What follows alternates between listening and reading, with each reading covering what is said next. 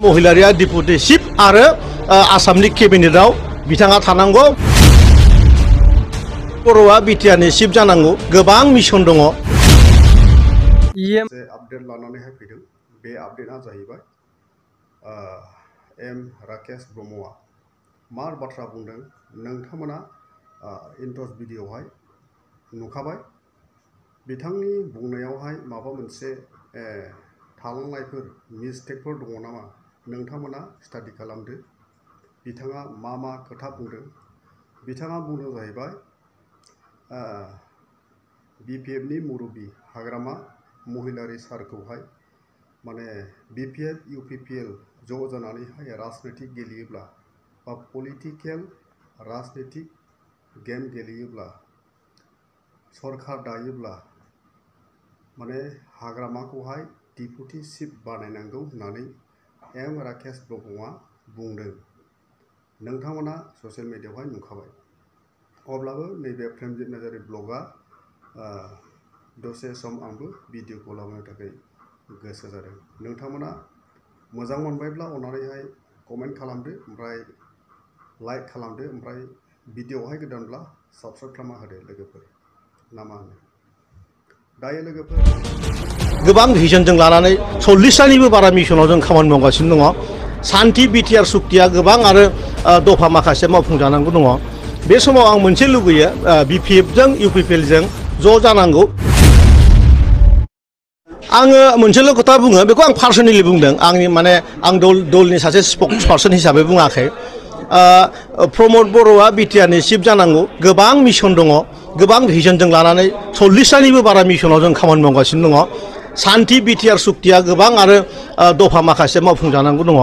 बे समाव आं मोनसे लुगैयो बिपिएफजों इउपिपिएलजों ज' जानांगौ। खिन्थु हाग्रामा महिलारिया डिपुटि चिफ आरो आसामनि केबिनेटआव बिथाङा थानांगौ। आरो फैगौ जे एसेम्बलि इलेक्सन 15टा जे समस्ति बेवहाय मोजाङै मोजां 15टाखौ देरहाजोबनानै आसामनि मुख्यमन्त्रि हेमन्त बिश्व शर्मा सारखौ फिन खेबसेबाव बे आंनि पार्सनेल दै चिफ मिनिस्टार बानायनांगौ बेनि खोथा आरोखि। लोगोफोर हेमन्त बिश्व शर्माया बुंदों दि माने बिपिएफ इउपिपिएल ज' जायोब्ला मोजां आसामावहाय। बिथाङा बेबायदि बाथ्राखौहाय बुंदों। मानो थाखाय बुंदों बियो बिथाङा बा बिपिएफ इउपिपिएल ज' जायोब्ला बिथाङा ओरैबायदि गिनाय दङ आरोखि। गिनाय दङ। बेनिखायनो उननि थाखायहाय गिनांगौ दङखाय बिथाङा बेबादि बाथ्राखौ बुंदों।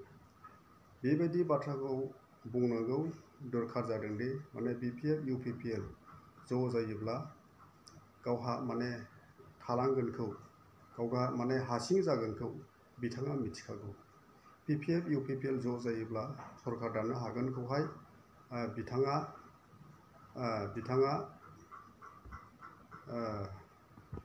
बे बाथ्राखौ लानानैहाय बिथाङा गिनाय फैदों आरोखि। दायो फैबाय थानाय समफ्रावहाय बिपिएफ इउपिपिएल ज' जानो हागोन ना हाया बा माने एलायन्स जानो हायो ना हाया बेखौहाय जों सम फैबासो जोङो मिथिसिगोन।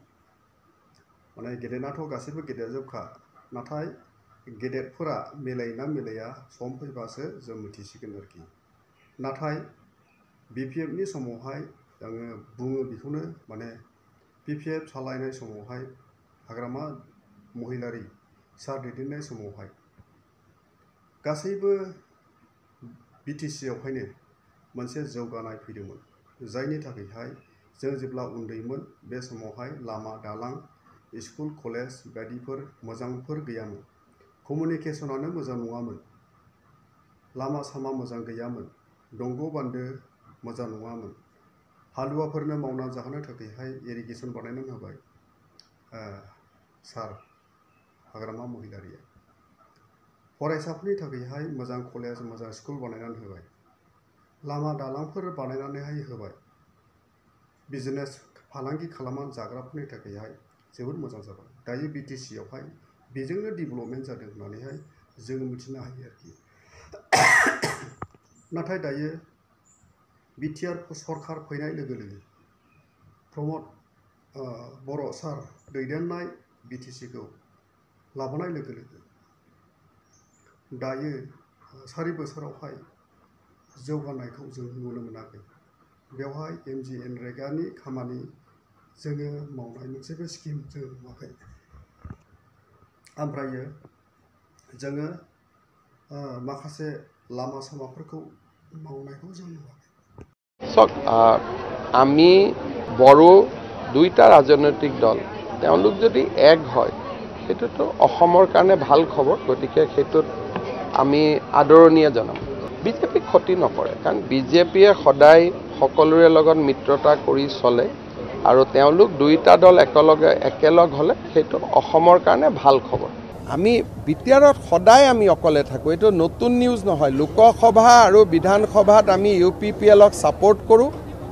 আৰু যেতিয়া BTCৰ ইলেকশ্যন হয় তেতিয়া আমি বন্ধুত্বপূৰ্ণভাৱে আমি ইলেকশ্যন খেলোঁ সেইটোতো আজি নহয় এইটো যোৱা বছৰো তেনেকুৱা হৈছে এইটোতো কোনো নিউজ নহয় আজি নহ'লে